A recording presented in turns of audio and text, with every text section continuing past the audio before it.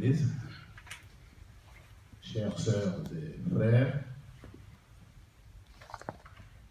merci d'avoir répondu massivement à notre appel. Comme le disait le doyen tout à l'heure, nous sommes agréablement très surpris de la qualité des hommes que vous nous présentez ici. C'est vraiment de cette crème-là que nous avons besoin. Et comme le disait mon frère, je crois qu'on ne s'est pas trompé en venant ici en Suisse. Si on est honnête avec nous-mêmes, je pense que l'introduction de notre frère ici a déjà dit tout ce que nous, on devait dire. On a même du mal à nous expliquer parce qu'on se rend à l'évidence que si on devait exposer tout ce que nous avons à exposer, on devait défoncer une porte ouverte.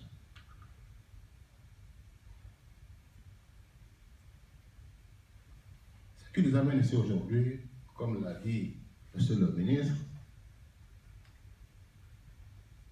c'est pour la création de ce que nous avons appelé le FUD, Front Uni pour la démocratie. Cette idée est partie d'un constat très amer de la gouvernance de notre pays aujourd'hui.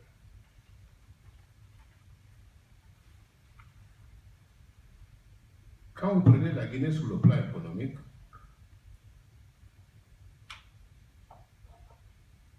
le pays est presque en récession économique. La croissance est négative. En 2014, pour une croissance projetée de 4,5%, on a pu réaliser que 0,6%. En 2015, ça s'est aggravé. Aujourd'hui, encore pire, mais on nous a dit que c'est Ebola. Je mets entre griffes, c'est Ebola. Mais moi, j'ai un avis contraire.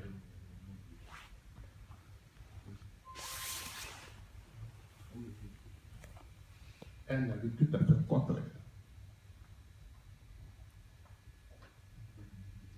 Nous avons, pendant les campagnes électorales, nous avons dénoncé un fait que nous avons appelé le système, que nous pensons être à la base, justement, du recul que connaît notre pays. Pendant la campagne, on a pensé que c'était un mot d'ordre de campagne.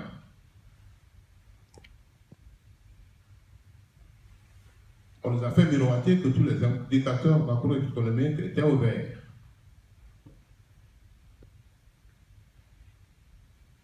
Mais juste après 2 mois, 3 mois, on nous dit que ces mêmes indicateurs sont au rouge. À chacun de conclure.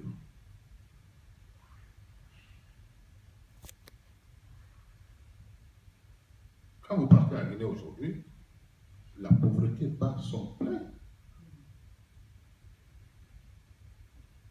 Le panier de la ménagère est aujourd'hui l'un des paniers les plus maigres de la sous-région. Ce n'est pas le plus maigre d'ailleurs. Il y a des foyers qui ne peuvent même pas s'offrir un repas par jour. C'est pathétique.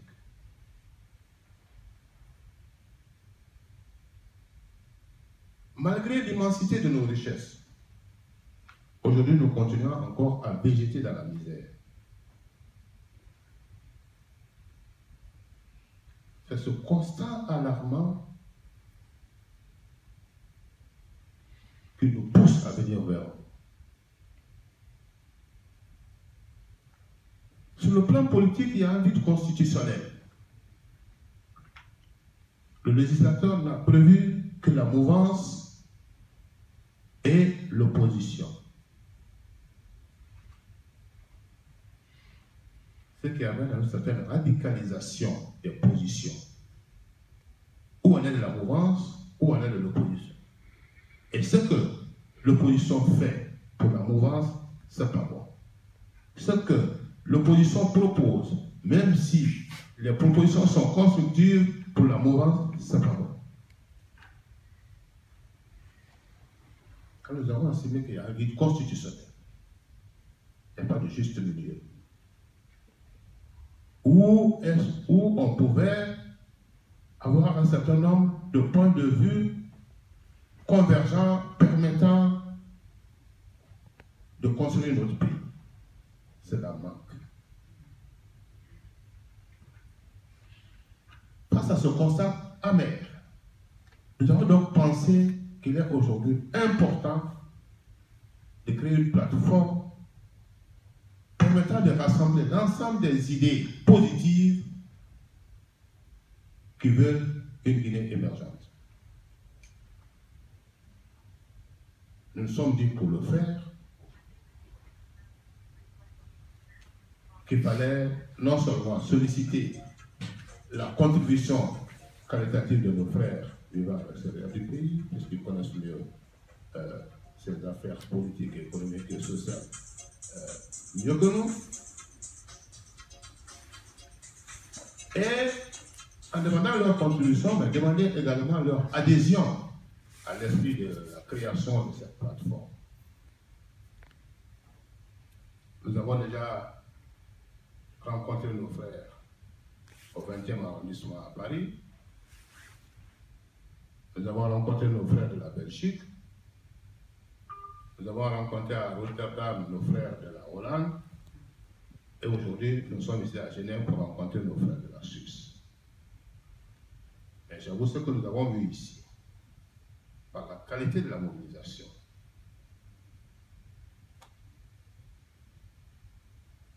ça nous donne du courage et ça nous impulse. Il y a un de nos frères qui m'écrivait il y a 3 jours en disant il n'y a pas de raison qu'on ne vous accompagne pas. Parce que ce que vous êtes en train d'entreprendre, c'est pour impulser l'enracinement de la démocratie dans notre pays. J'ai salué cette expression.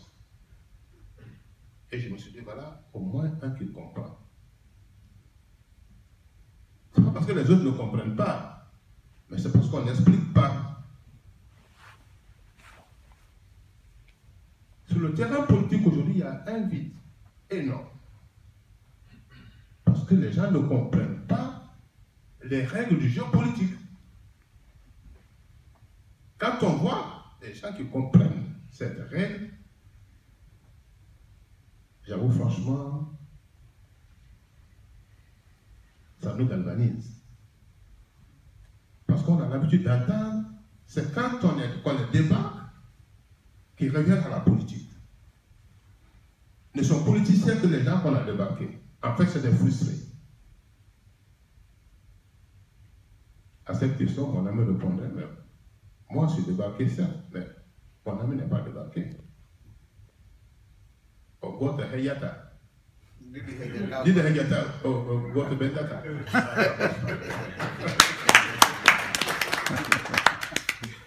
Je crois que c'est quand on sort de là qu'on est plus utile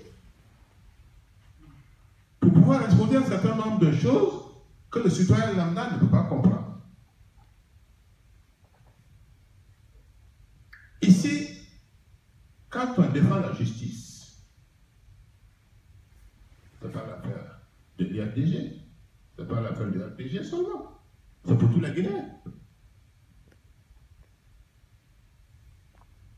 Quand on veut améliorer le panier de la ménagère, ce n'est pas mon affaire à moi seul, c'est pour tout le monde. Quand on veut des infrastructures modernes dans notre pays, ce n'est pas pour moi. Ce n'est pas pour l'IFDG, ce n'est pas pour le c'est pour toute la Guinée. Mais quand c'est l'opposition qui propose, non, c'est pas bon. Quand c'est la mouvance qui propose pour l'opposition, non, c'est pas bon. Je pense pense qu'on doit pouvoir dépasser ce débat de négation, toujours. Sinon, vraiment, c'est ridicule qu'après 58 ans, comme on aime le dire, château d'eau d'Afrique, on n'a pas de l'eau. On n'a pas d'électricité. On n'a pas de route. Mais c'est quoi alors? Pourquoi? Le chemin de fer. Ça encore. Et c'est pourquoi nous avons dit qu'il y a un système qui gangrène la gouvernance. Depuis Sékou Touré, en passant par Lansana Conté, le CNDD jusqu'à aujourd'hui, que nous avons défini comme étant une force négative qui va en contresens des belles initiatives de gouvernance. C'est ce que moi j'appelle le système.